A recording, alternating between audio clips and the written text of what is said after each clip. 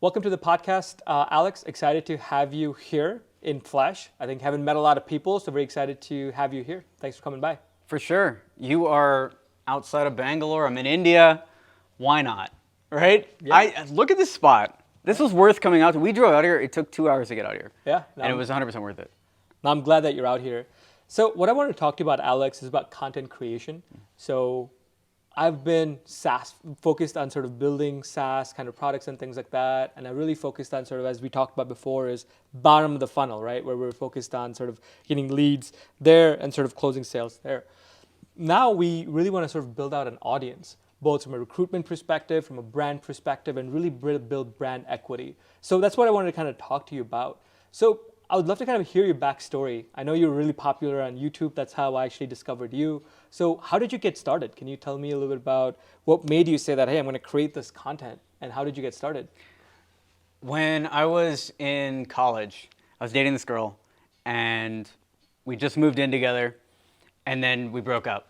Okay, so I was alone. I went from like having all these roommates and stuff to like just being alone in this house, townhouse, and the only place I was going for like friends, like none of my friends were talking to me. They all picked her. Oh yeah. So I was just watching YouTube, and I was watching all these vloggers. Back in the day when I was doing this, like when I started, was a long time ago, 8-9 years ago. Yeah. So YouTube wasn't what it is today. Yeah. YouTube was mostly like reactions to other people's channels and people talking directly to the camera, and I really liked that. So I was watching that, and then Noah Kagan from AppSumo was doing some business content, Yeah.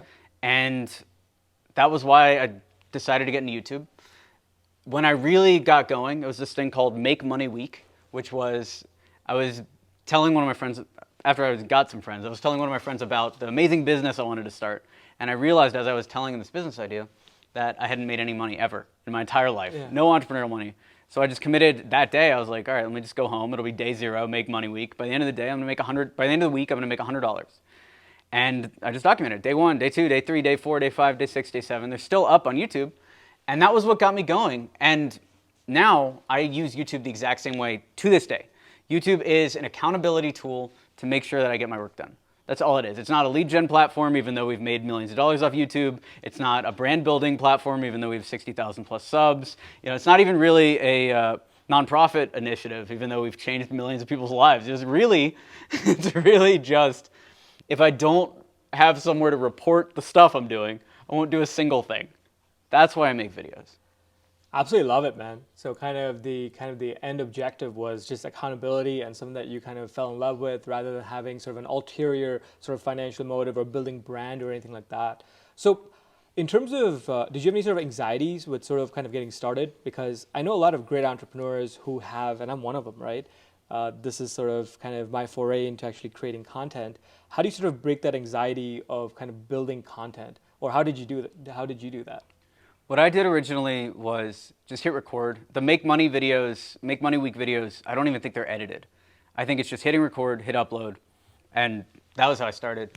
I was an actor as a kid. I was in a couple commercials, so I learned to. I see the chiseled jaw over here. This is what I got, dude. Yeah, I learned to treat the camera just like a person. If you're talking to it, you treat it like a person. If you're not talking to it, you treat it like it's not there. Like right now, I'm not even thinking about the camera.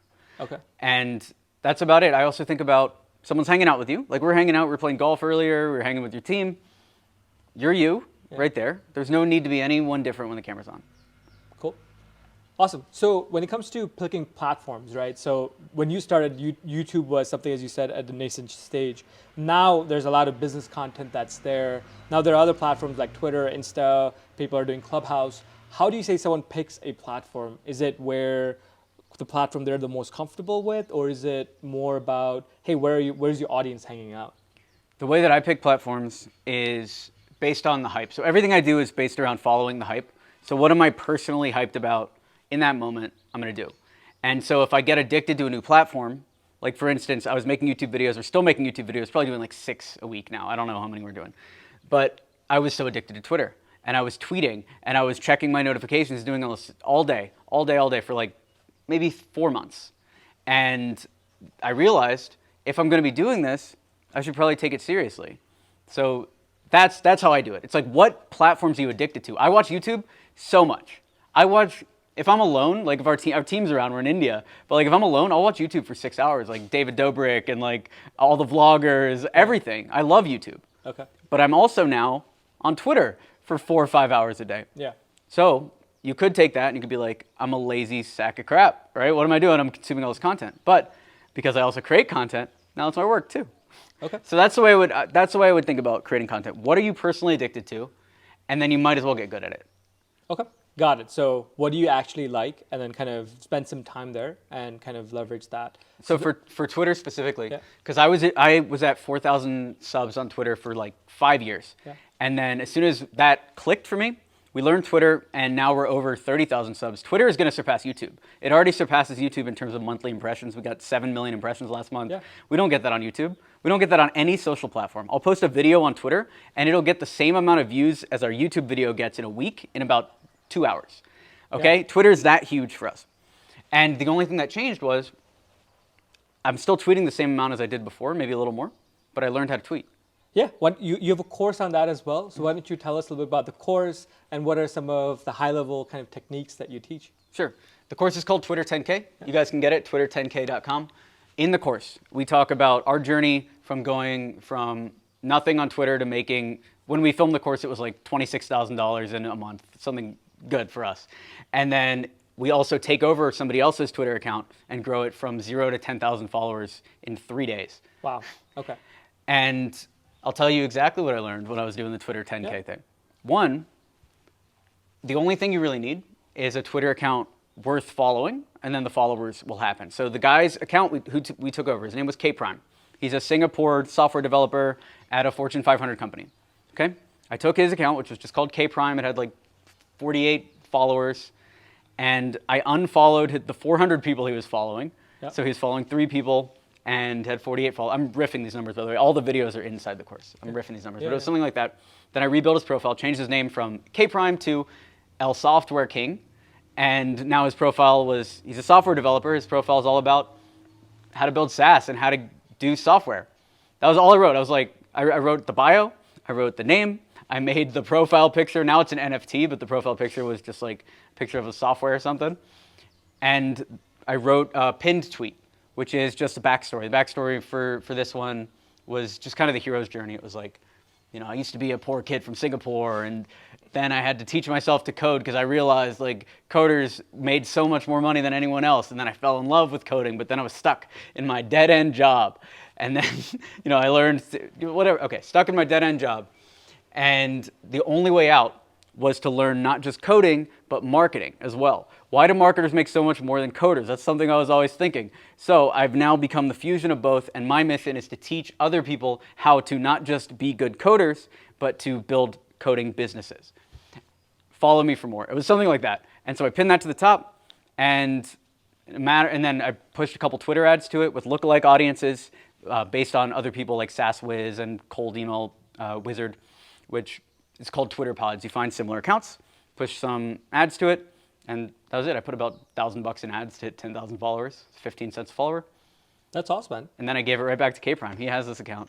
That's incredible, man. That's a great way of growing a platform. So diving into Twitter a bit, because I know that's something that you've fallen in love with and something that I spend a lot of time on as well. So when it comes to sort of ads and audiences, right? How do you sort of acquire sort of audience? How do you acquire or build an audience cost effectively that is actually relevant? So maybe, let's say, were the audience that you were kind of getting, were they folks that were relevant to, and were they kind of a global audience, or was it kind of folks in, like what countries were these folks from that are kind of following this account, and how is the engagement with this sort of, with this kind of strategy? Because I think engagement is critical, right? This is the big insight I had about Twitter. Okay.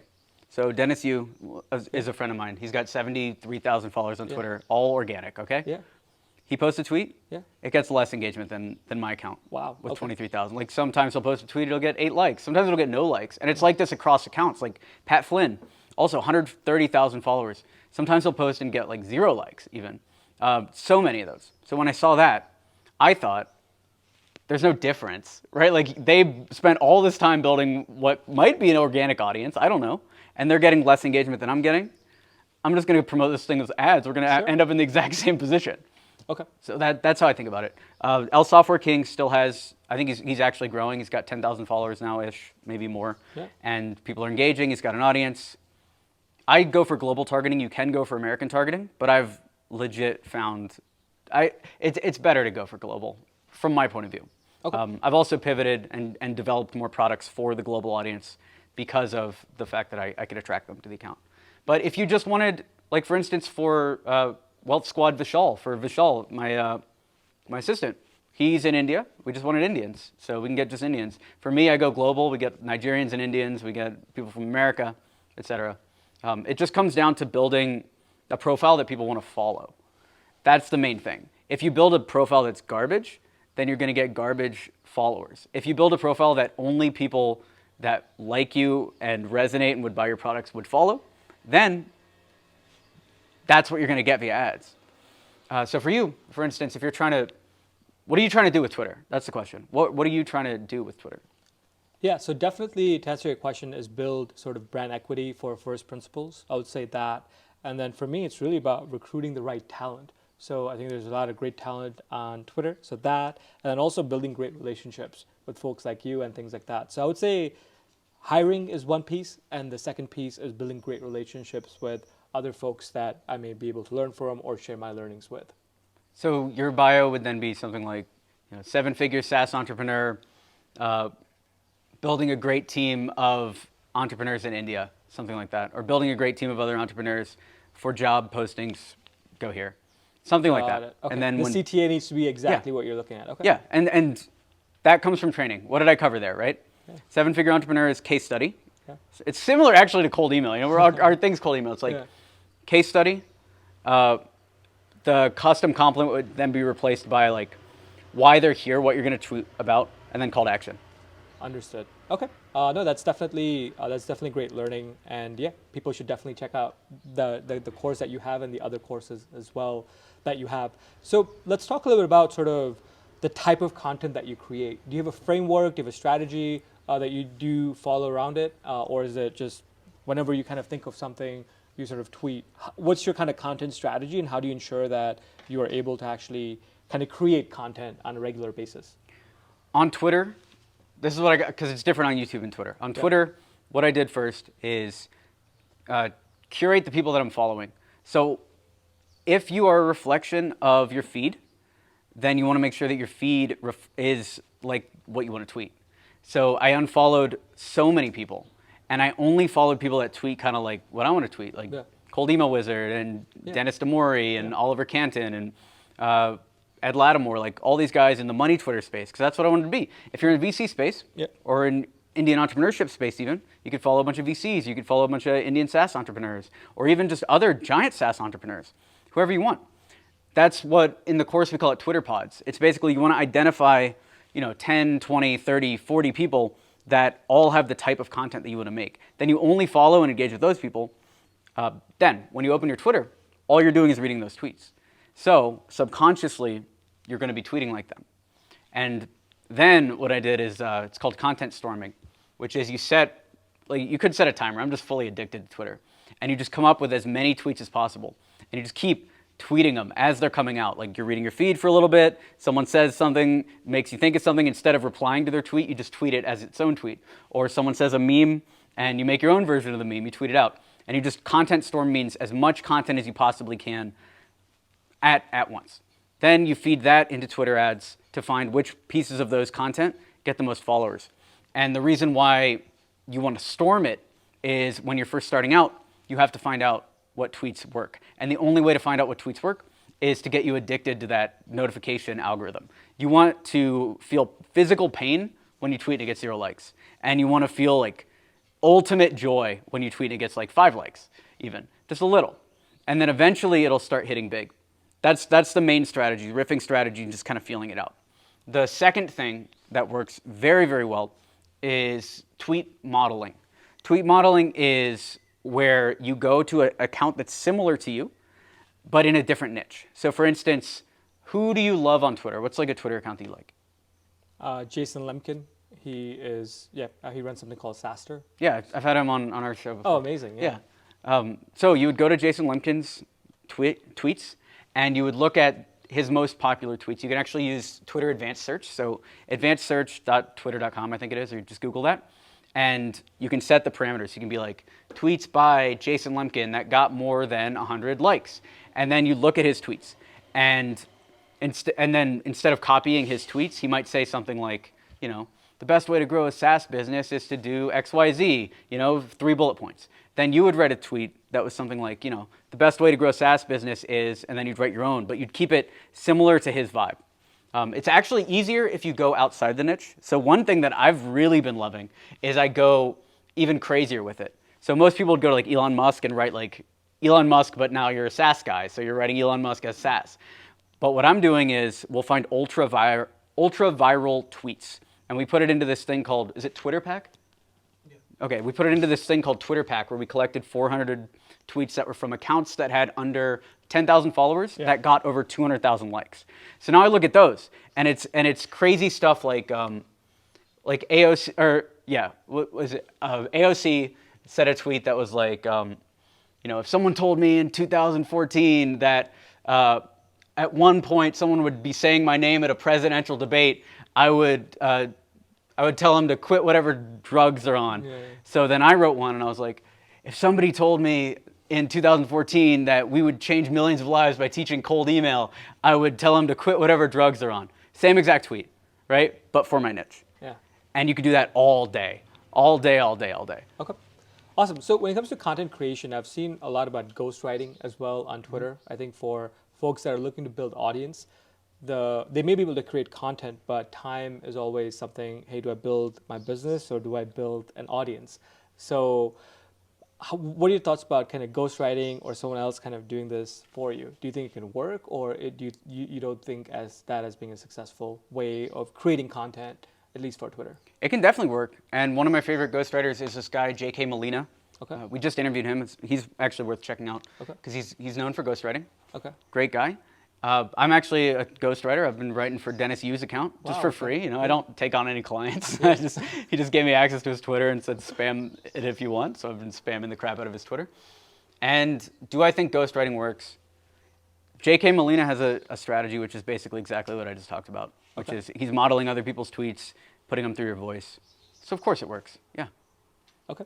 Fair enough. So when it comes to content, have you seen media having more, like in terms of images, having more of an engagement, or what are tweets that actually get the most engagement? So if you have to build a framework around that, and you may be talking about it in your course, so what are things that actually get the most engagement? Okay, so we're going viral more and more now. Yeah. Actually, we're getting really close to figuring out exactly how to make this happen. Yeah. What I've found is the tweets that get the biggest reach are the ones that can be read in multiple ways. So our biggest tweet of the last 3 months was, what was it?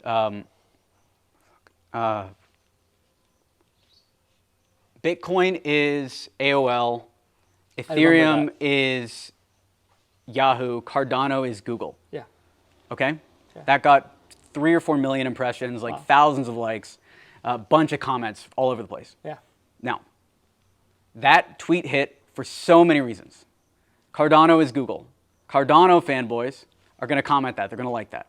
Cardano is Google. Every other crypto person thinks that's the stupidest thing they've ever heard in their life. Yeah. So they're going to comment that. They're going to retweet that for that reason. Yeah. So the best tweets are ones that can hit different audiences. Okay. So people that love Cardano are liking it. People that hate Cardano are liking it. It's trending in the cryptocurrency spot because it's not just about Cardano or Bitcoin or whatever. It's there. Bitcoin guys. Bitcoin is AOL, really? They're hating the tweet. So now you've got all these different audiences. They're all commenting, and it's all boosting the algorithm. Okay, got it. So, and is tweeting controversial tweets or having an opinion within your tweets, it looks like that's also a very critical piece of kind of creating a viral sort of tweet? It's not necessarily controversy, but it's audience overlap is the way to think about it. So we did the same thing when we hit on TikTok. We had a TikTok that had like 2 million views, and it was me lip syncing to a Nicki Minaj song. Okay. But the reason why that one hit is it was for a couple reasons. So like Nicki Minaj fans, it was like a game. It's like if you listen to this TikTok for 15 minutes, or 15 seconds, only real barbs know when to say the word hey. So it was like me not lip syncing until the word hey was read at the end. So real barbs, Nicki Minaj fans are going to watch that. I also, based on the comments, looked like Shane Dawson, and he was canceled at the time, so people thought Shane Dawson was back. So they were watching it for that reason. People were rewatching it, not even if they're a Nicki Minaj fan or a Shane Dawson fan, they're rewatching it just to play the game because they maybe heard the song before. So that's already 3 major audiences, not even counting ones that were watching it just because I'm like a cute guy on their feed. You know, that might even be another one. So the best content is stuff that hits every audience like that. The wider your audience, the more views. Got it. Awesome. Thank you so much, Alex, for kind of sharing kind of tips around sort of content creation. Honestly, this has sort of been helpful for sure. So definitely, people should definitely check out your course. It's 10K, Twitter10K.com. Twitter10K.com. Awesome. And so if you had to leave the audience here with one last kind of thought in terms of anything, right? It could be creating audiences or anything like that. What would that be? The easiest way to create content is to build a list of the people you look up to and just start mimicking. I know it's going to seem cringy to do, but you just got to push through it. And you can make content. If you commit to it and you write like 30 tweets in the next 30 minutes, you'll be ahead of everyone else. Like, how many people have sat down and just committed to writing 30 tweets and actually like tried on every single tweet, doing the modeling, looking at the other accounts? By the end of 30 minutes, you're going to be ahead of 80% of everyone on Twitter, maybe even 90% of everyone on Twitter. Awesome. Thanks for your time again, Alex. Of course. And yeah.